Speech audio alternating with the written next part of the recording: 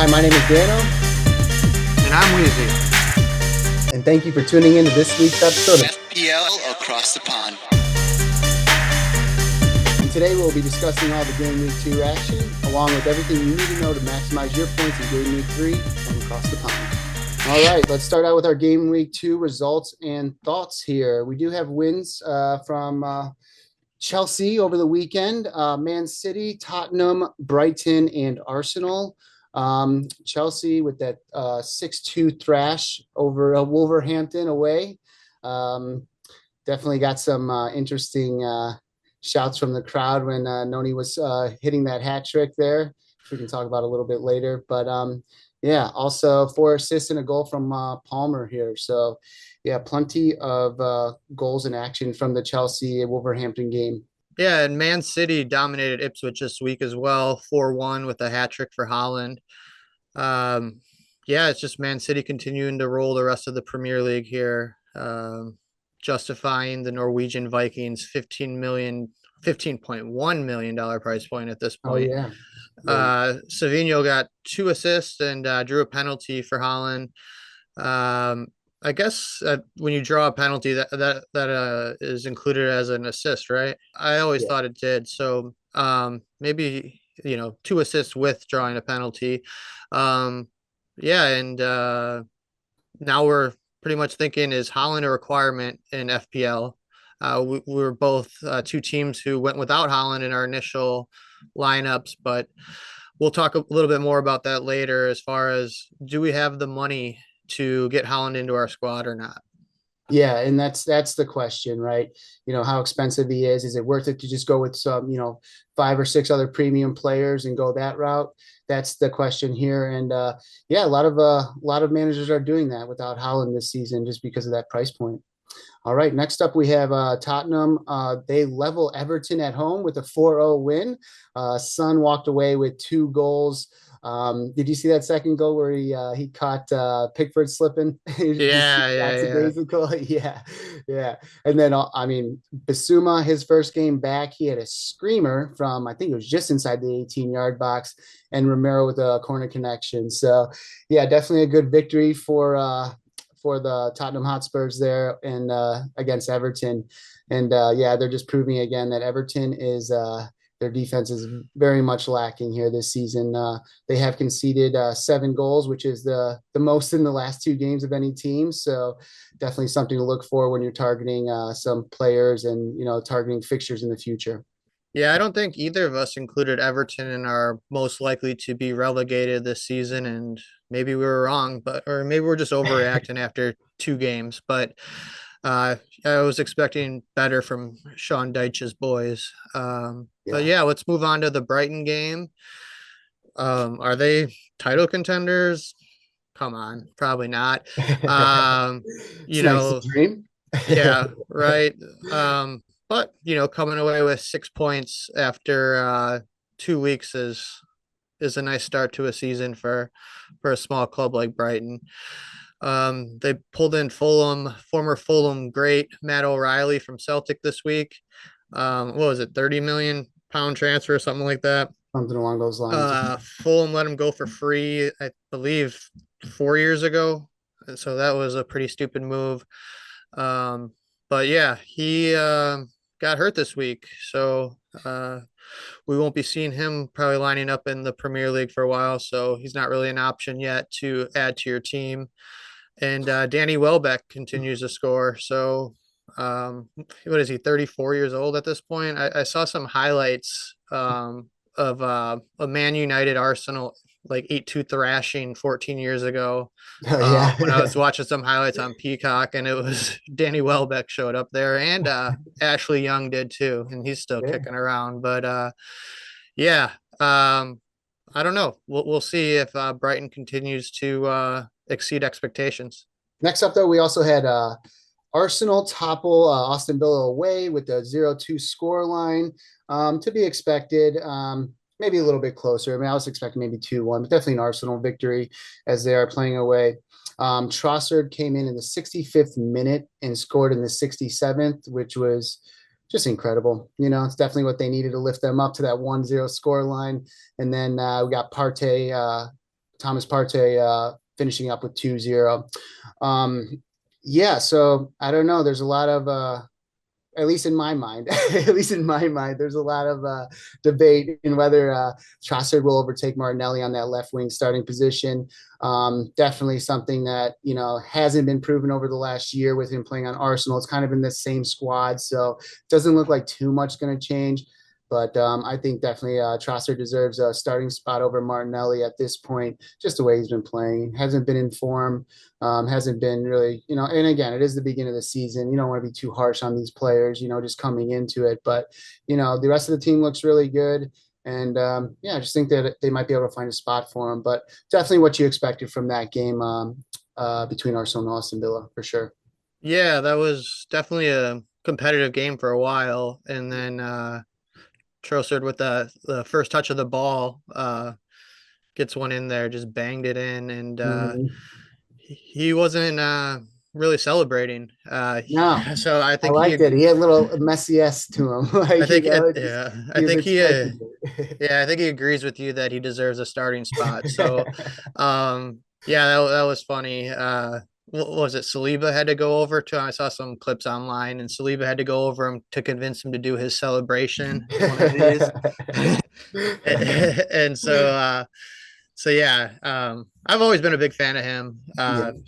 Yeah, He's a good player, and to get into the Belgium side, you have to be a good player. So, absolutely.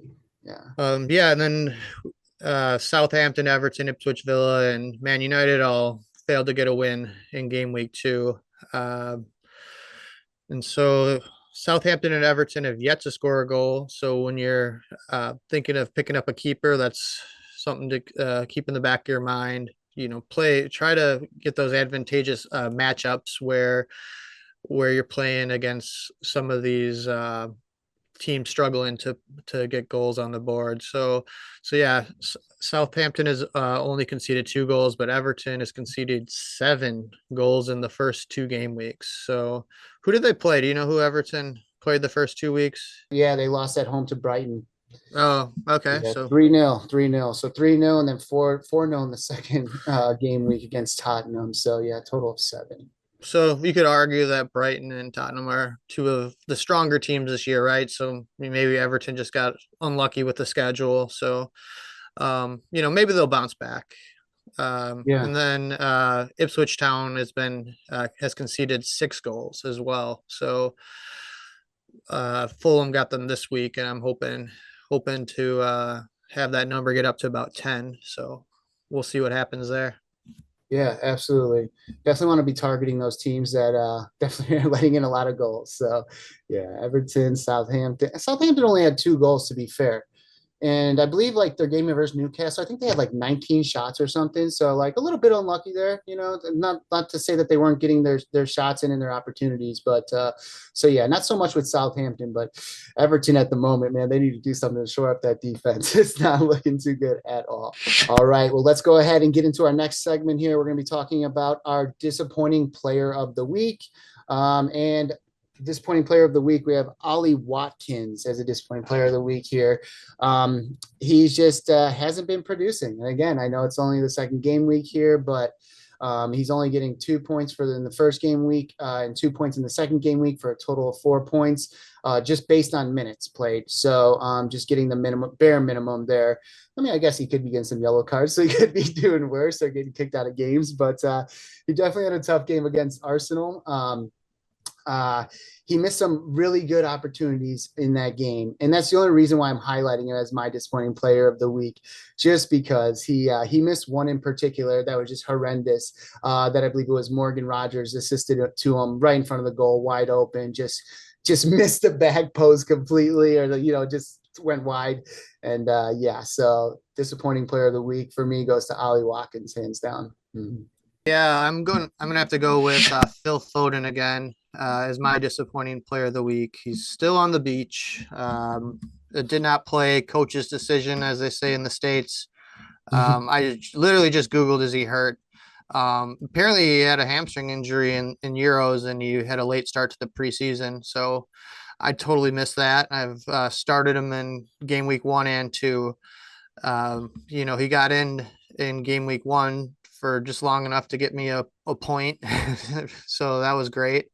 But yeah, he had a late start to his preseason because Pep gave him some time off after the Euros. So look for him to continue to get ramped up and potentially play this week. But I'm gonna bench him, but put him in like the first spot on my bench in case he somebody else doesn't play this week. But yeah, he continues to disappoint me. Yeah, I mean, not getting that start, especially versus Ipswich, could have got some points there. But yeah, that's a good point. I was unaware of that Euro hamstring injury myself. So that makes more sense when you're considering, like, if that's the case, I'm surprised he even came in for the first game, if I'm being honest. But he must have tweaked it a little bit, or whatever the case may be. But in any case, Phil Foden is also a disappointing player of the week here. Sorry, I was just gonna add, like, yeah, maybe Man City decided they didn't need to risk it with Phil Foden against Ipswich Town. Good point. So which kills me because with Holland scoring a hat trick, there was goals to be had in that game. All right, next we got up player of the week, and this is both of our players of the week, and no surprise here. Noni Madueke with 20 points with that hat trick, even outscoring Holland with his hat trick with only 17 points. And it is to be fair to note, and you already mentioned this earlier, or one of us did, Palmer did score the same amount of points as Holland this week without even with only one goal with those 3 assists. So I do believe you're right in your point that in terms of the points with the PKs counting as like less than what a normal. I don't know exactly what it would be in terms of it, whether it's counts as like an assist points or how that goes, but it's definitely got to be less considering that Midwake scored a hat trick as well, and he outscored him by 3 points. So, So no, that actually is the whole forwards getting more points, or I'm sorry, less points than midfielders and defenders, right? And so okay, right, good so point. Yeah. so it's like what, 4 for a forward, 5 for a midfielder, 6 for a defender, and 10 for Yes. a keeper, right? Yep. And so maybe even 15 for a keeper, but that never happens unless you're Brad Friedel or Tim Howard. Um, Friedel. yeah, Yeah. look that up on YouTube. Yeah, and so yeah, that's why he would have had more points than Holland this week with the same amount of goals. Medwake. Yeah, did you happen to hear the crowd shouting and chanting? So I saw he meant to do the close friends post on Instagram, right? And what do you say? Yeah. Wolverhampton is shit, or there's nothing there's Yeah. nothing good about Wolverhampton. What was it? What the Yeah, if you can find it, that'd be awesome. But yeah, something along those lines, like Wolverhampton is shit, like there's nothing in this town or something, or whatever he said. Yeah. And then the whole crowd is just what were they chanting? Noni yeah. is right, Wolverhampton is, I'm not gonna say it. Yeah, Wolverhampton fans. yeah, everything about this place is shit. And he Yeah. tagged Wolverhampton. So that's gonna be a new meme Yeah. going forward here. So Yeah, the irony there. He did what he did there. So, yeah, he apologized half-heartedly, I'd say, but he did apologize. yeah, he took it down after like a minute or whatever, but uh internet does not forget. My low cost player of the week is going to be 4.5 midfielder Max Kilman with an assist. He did just transferred into West Ham. He's definitely earning his paycheck already. But yeah, definitely a good budget defender. And not only a good budget defender, but the defenders around him as well at West Ham are pretty solid this year. Mavropanos, I always mess that name up. But then they brought in Juan Pisaka as well. So they're really shoring up that defensive line there. And but yeah, he was able to capitalize and get that assist to bring him to 12 points. So Yeah, he's always a threat from set pieces as well, as far as off headers and mhm. corners and all that. So yeah, I've definitely had him in my lineups in the past. Um, he's a pretty good player. I think he was fairly expensive as well. So, Yeah. but yeah, for my low cost player of the week, I'm gonna go with the same guy as my player of the week, and I always want to say Maduke, but how do you pronounce that? I don't know 100%, but I believe it's Medwake. Medwake. So Medwake. I'm going with Medwake from Chelsea, putting up 20 points with a hat trick. And, Chelsea continues to sign players, so it's Yeah. kind of a little scary to really bank on anyone starting outside of Cole Palmer, right? Because you had Nkunku starting, didn't you, over the last Yeah. couple of weeks, and he got dropped in week 2. Yep. So yeah, it's just you just never know with some of these larger squads who's going to nail down a position. So I can't imagine he's going to be dropped in game week 3 after putting up a hat trick. Yeah, and speaking of just an overloaded team, again, these are just rumors, but I was reading some transfer rumors about Chelsea and everyone, but Chelsea in particular with this case, they're talking about wanting to bring in another striker to compete with Nick Jackson, even though they just brought in João Felix. So yeah, it looks like it's not stopping, and we only have a couple more days until that transfer window closes anyhow, but it's going to be interesting to see if they actually do that. I don't know if they should. It's Who are they linked to? Osman has been like Oh yeah, has off and been on for a while. yeah for a while. So I think he's like kind of at the forefront. There were a few others that were kind of being considered, but yeah, we'll see what happens. I don't even know what to say anymore with this.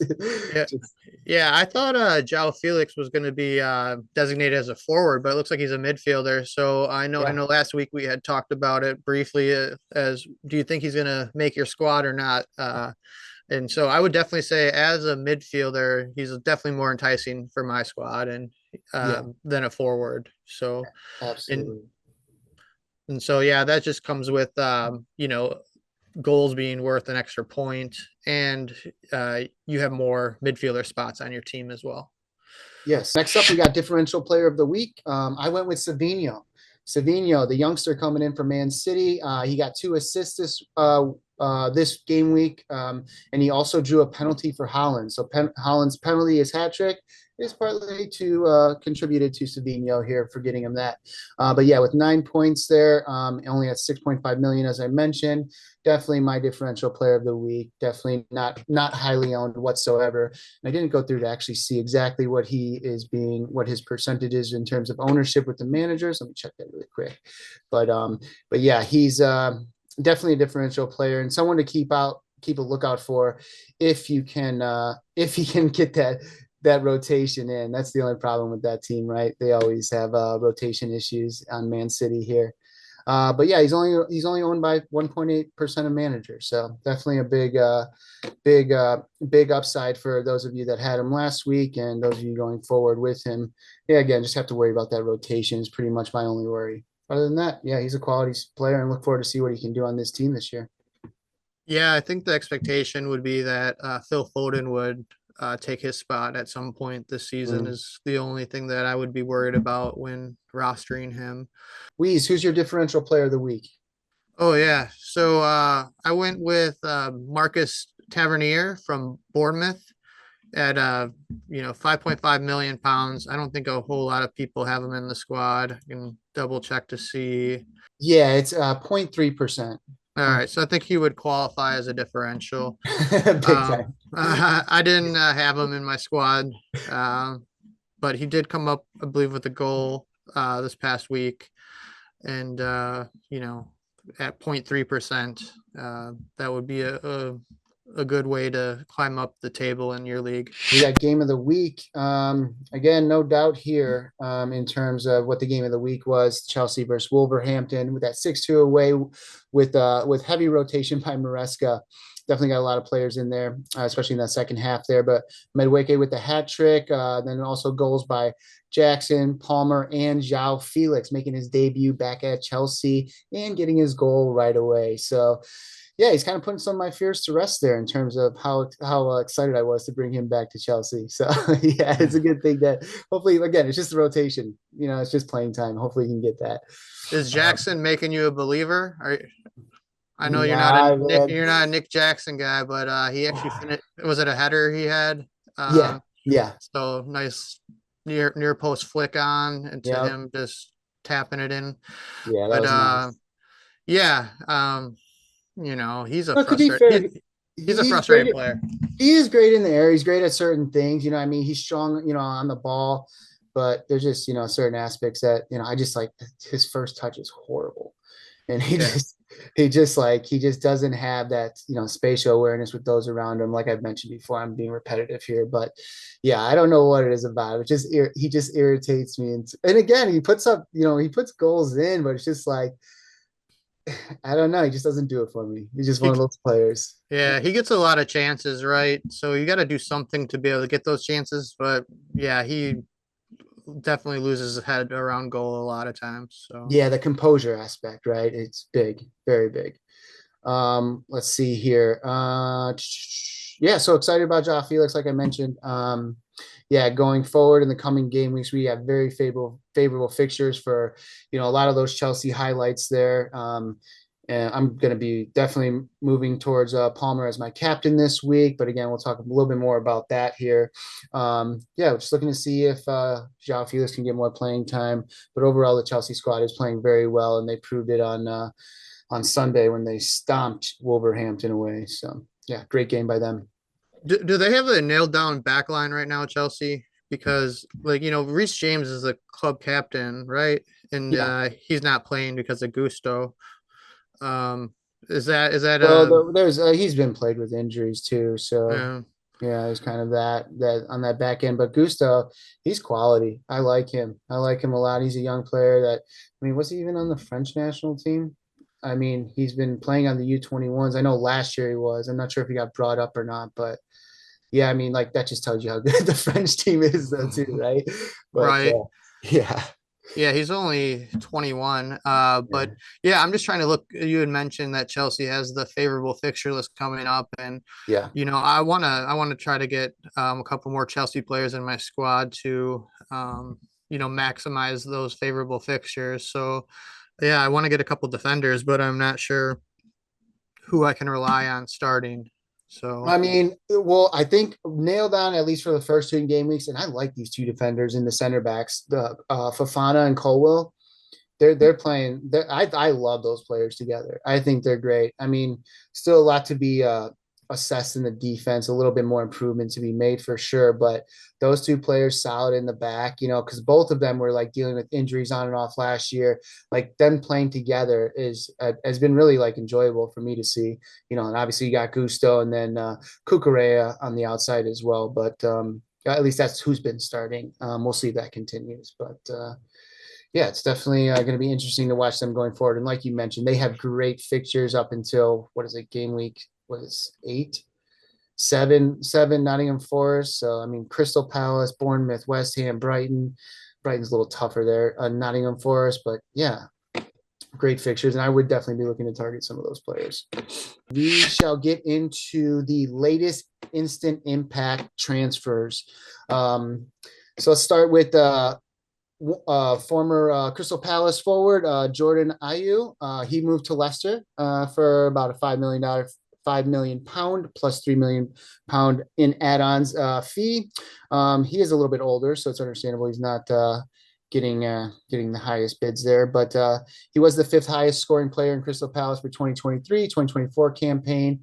And actually, if there was any question in terms of where he'd be in the squad, and again, it was a cup match, but he did get a goal and start in the League Cup match, Carabao Cup match versus Tranmere Rovers already. So he's definitely, to say instant impact is exactly that. He scored a goal right out of the game. yeah, another impact transfer, a familiar face for Fulham. Joachim Anderson returns for 30 million plus add-ons.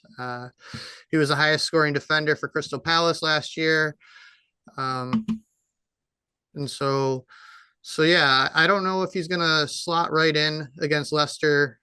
Or I guess they play not Leicester this week, Ipswich Town this week. So I don't know if he'll slot right in. Do they play Ipswich Town? Yeah, Fulham. Yeah, Fulham. So yeah, Yeah. I think he'll start. Yeah, I don't know. It must have been near there, but yeah, I think he'll start because he did start in the League Cup. So I'm assuming he's just gonna jump right in. Yeah, the Carabao Cup there, they made 11 changes Fulham. So they have a pretty deep squad this year. And so they literally subbed everybody out who played game week 2 for that to get them some playing time and get them some match fitness. Yeah. I definitely think he'll start the majority of games this year. But Marco Silva tends to make people make mistakes before they get dropped from the lineup, and Mhm. Issa Diop has been playing pretty decent for him so far this year. So I don't know if he's gonna go right in after week 3 here, but that's where he would play on the right side of center back alongside Kelvin Bassey for Fulham. Mhm. So um, yeah, I think eventually he's a much better player, and you don't spend 30 million pounds as a club like Fulham and not play the player. So That's what I um, was gonna just say. Yeah. yeah, so he'll be in the lineup eventually. It's just, is he match fit enough for Marco Silva to get him in there or not? All right, next up we got Ilkay Gundogan back on a free transfer to Man City. No question marks here whatsoever. I mean, Man City, a veteran there already under Pep's system. He knows all the players very well. As always, we do have to worry about Pep's rotation, given that. But yeah, I think he's going to slot in really nicely there. And I think that with the absence of Julian Alvarez, they're kind of, making perhaps making some other moves, especially in the midfield there as well, to kind of cover certain bases. And especially, looking forward, they've been actually considered. They've been looking at some other forwards too for some competition to fill in for Julian Alvarez as well up front there. But in any case, I think Gundogan's going to be fit in really well there and just slide right into rotation. With everything that's going on and how well he knows the team. Yeah, I'm a big fan of his. He's a great player. He's getting into his 30s by now, right? He's like 34-ish or Yeah, I think something. he's like 34, I want to say. Yeah. Yeah, so he's probably not going to start every week, but he's, I don't know, was it 3 years ago? He probably led them in goals. He had that crazy fantasy season where he was putting up a ton of points. So Yeah. he's definitely one to consider if he does nail down a spot in the starting 11 for Pep. But like we said every week, it's just too tough to know who he's going to play any given week right now, other than Holland, or even the goalkeeper was a question for a while there, but it seems Ederson Mhm. has continued to nail down that spot. And I haven't heard many whispers of him going to Saudi Arabia lately, but uh, Yeah. I it think it's sounds put on the wayside for the time being. so. It sounds like he's going to stick around there, and he's still got ambitions to play for Brazil. And I don't know if moving to Saudi Arabia is going to keep you in the Brazil starting 11. And so we'll go to Matt O'Reilly, who we mentioned earlier. Made a big transfer from Celtic to Brighton this week, but like we mentioned earlier, he did get hurt in the Carabao Cup. What was it, against Crawley Town? Yeah. And so after 9 minutes, he left the game with an injury. I'm not sure the severity of that injury, but not a great start to his Premier League return. Yeah. So Nope, not yeah, he whatsoever. was Celtics Player of the Year last year, as well as chipping in with a lot of goals and assists in his 100 appearances over 2.5 years at Celtic.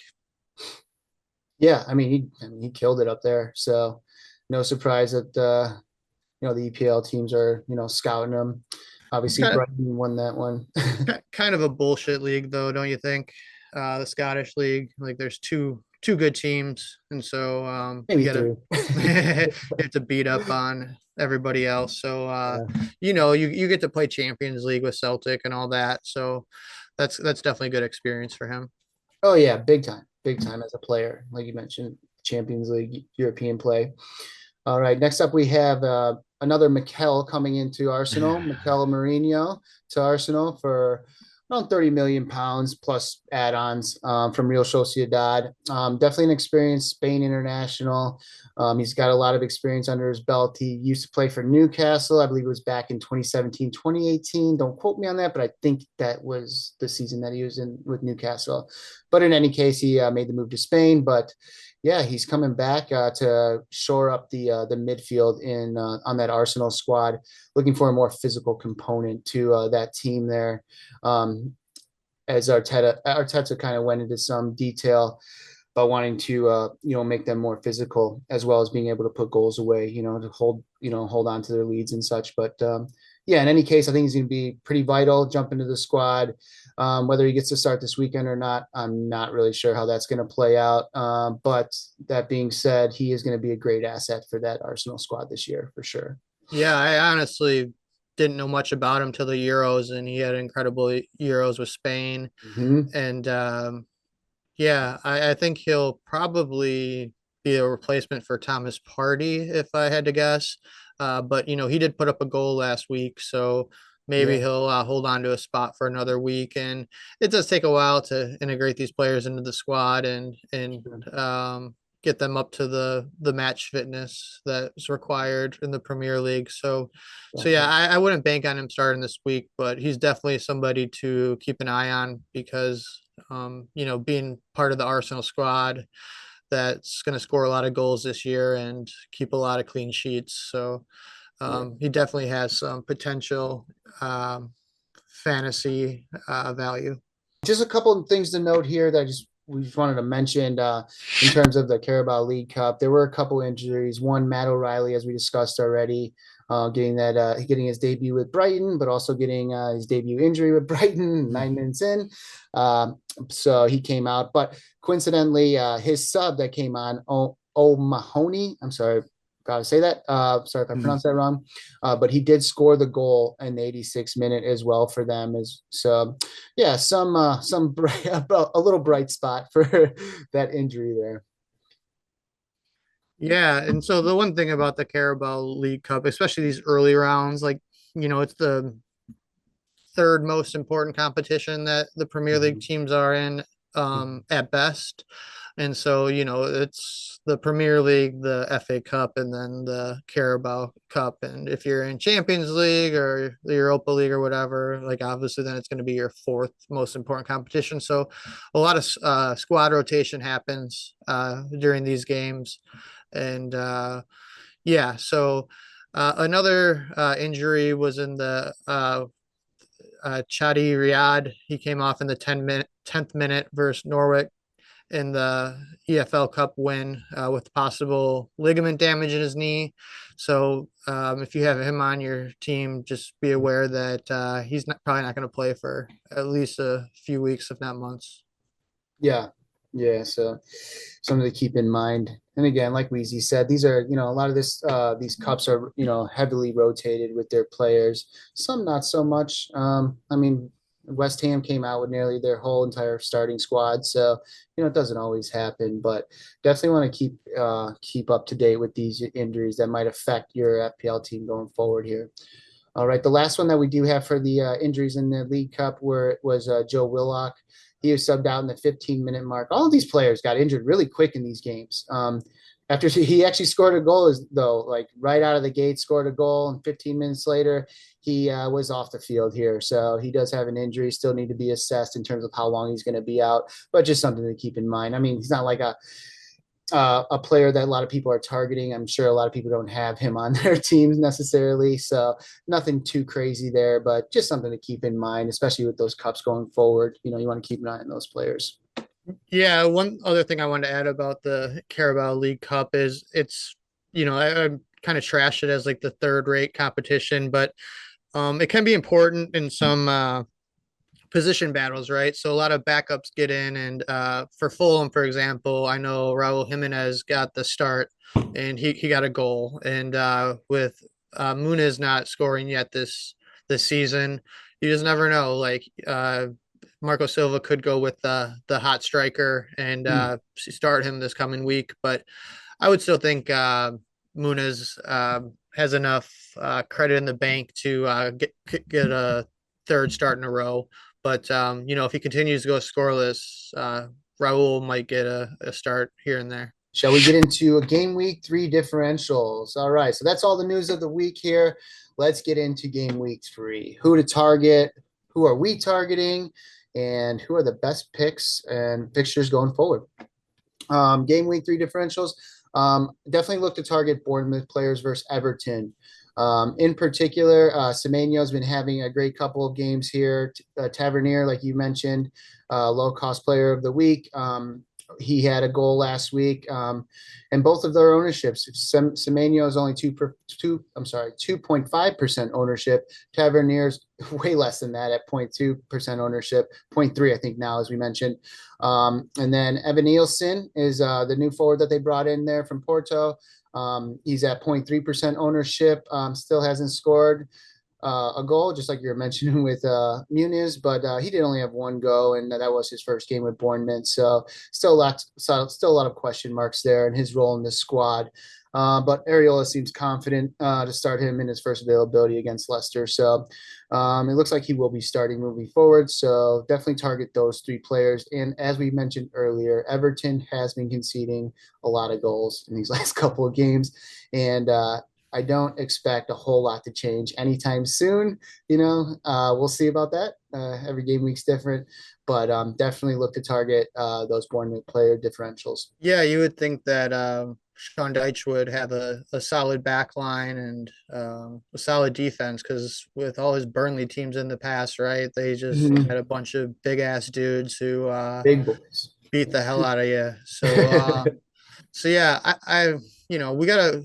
That's part of the fantasy season, right? Is finding those teams who you can try to capitalize against, right? Those weaker bottom three, bottom four teams that give up a lot of goals and don't score a lot of goals themselves. So yeah, right now Everton looks to be one of those teams, but um, I think they might be able to turn it around eventually here. Just with the small Yeah. sample size of 2 weeks, we'll check back in with them. I'm sure next week and the following weeks, and maybe they'll turn it around. But I'm still banking on the Ipswich Town and Southampton to continue to struggle. So I'm going to continue to pick on them. I'm going to go to the Fulham assets versus Ipswich Town uh, with Muniz at 6.1 million, 10% ownership. The American Anthony Robinson with 4.6 million, 12.8% ownership. And Alexander will be at 5.5 million, 1.1% ownership, and Anderson as well, who just got added to the squad. Like I mentioned, I don't see him starting this week. But yeah, he has been with Fulham in the past on loan. It wasn't with Marco Silva, though. It was with that Scott Parker, the relegation season under Parker, who's a con artist. But anyways, yeah, he started in the League Cup versus Birmingham City, and he had an assist. I think he pinged one to Jay Stanfield for a nice goal. So, so yeah, with Ipswich Town coming this week, you might want to consider adding a couple Fulham players to your squad. I believe it is away though, and it is pretty important to play for fantasy to consider, home and away games because a lot of these kind of lower table teams like Ipswich Town tend to play a lot better at home with their supporters. So yeah, Absolutely. that's some ideas for assets to target from Fulham. Nice. Another asset that we've been talking about on the Midweek A podcast here tonight. Yeah, but definitely a great differential. I mean, he has been brought in the most by managers this week, but he still is only owned by 7.5% of managers. So, I mean, I'm not sure if people are just still worried about the rotation, which is a factor, and definitely is a real factor going forward here. But yeah, I don't know. I just like Midweek. I think he's going to get that start this week with his performance last week. He's been in great form, and they're playing Crystal Palace at home, and Crystal Palace has not been in great form. So definitely something to target. Definitely a fixture that I'm looking to target there, and I'd recommend targeting. Let's see here. So yeah, Crystal Palace's woes just keep building, really. I mean, with the departure of Elise in the summer window, and now Joachim Anderson to Fulham, then Jordan Ayew to Leicester, both all big players there going out. I think there was a seven total players that went out for Crystal Palace this year. I think they only brought like 3 in, if I'm not mistaken. So yeah, definitely a lot of question marks there, a lot of building. I'm sure they're going to try to be making some moves in the transfer window still here. That's to be determined. But yeah, at the end of the day, Madueke is definitely a great game week 3 differential at home versus a struggling Crystal Palace team. And like I said, only owned by 7.5% of managers. So if you can capitalize on that, which is a good possibility. So Aston Villa is another squad that has a great fixture list upcoming here, and you might want to consider adding some players from their squad to your team. Morgan Rogers has looked really impressive. I don't know if he's really put up that many points this season yet, but he looks to be a real player. I watched a little bit of the game against Arsenal this week, and he had some impressive runs, and so I think he's pretty young as well. But he's only owned by 11.9% of managers. So with the great fixture list, I think Leicester City away, Everton home, Wolves home, Ipswich away. Um, they should be putting up a lot of points. So I have him in my squad. I also have Kanza and Matson right now. Matson hasn't been getting the starts recently, so I'm going to keep him on my bench for now, potentially transfer him out if I don't see him getting a start soon. But yeah, Rogers hasn't been that impressive as far as fantasy so far, but I don't think he's going to be dropped from the lineup anytime soon because he just hasn't quite had the goals or assists yet, but I think they're going to be coming soon. Yeah, I think so. And like you said, he's been producing a lot of opportunities. He's making good runs. So yeah, definitely good things to look for Rodgers going forward here. And that, I mean, game week 4, game week 5, game week 6, Everton, Wolves, Ipswich. I mean, Everton and Wolves are home. I mean, just great fixtures going forward for them. I expect him to do some big things. All right, last differential player, and this is a different differential player for most people here, and I've already talked about him before, but I can't stop singing this man's praises. Leandro Trossard is at 6.9 million. Again, he is unlikely to start, but he is only owned by 2% of managers. I don't know. My whole logic and reasoning behind choosing him over Martinelli to start is just his performance. He's been playing great when he can get on there. He did score that goal in the game week 2 after coming on for Martinelli. So yeah, I think he's a great player to have. And, some people might be judgy of that differential pick, but like I was saying, the way he's playing and how confident he is as a player, if he can even play half of the game, I think he's going to do really good things and he's going to capitalize on his opportunities. He's just so well composed in the box. I mean, he's an explosive player with skills on the ball, pace on the line. So he's going to cause a lot of problems for those opponents he's up against. And that's anybody in the EPL. So I definitely think he's a great differential. Again, if he can get some playing time there. Yeah, like I said, I personally favor him over Martinelli given his form. So we'll see what happens going forward. But given that he's only owned by 2%, and if he can get in for even a decent amount of playing time, he definitely is someone that can put goals away and assists his fellow Arsenal players. So we'll see what happens with that. But yeah, excited to see where that goes. Hopefully he can get some starts. Last but not least, we have our game week 3 players to target. Weezy, you want to start us off with that? Yeah, we've been mentioning Cole Palmer a lot on these podcasts, right? So the fixture list, and Cole Palmer puts up points, 3 assists this past week. If Chelsea continue to score 6 goals a week, I think he's worth having in your lineup. He's So been part of most of them. Yeah. yeah, right.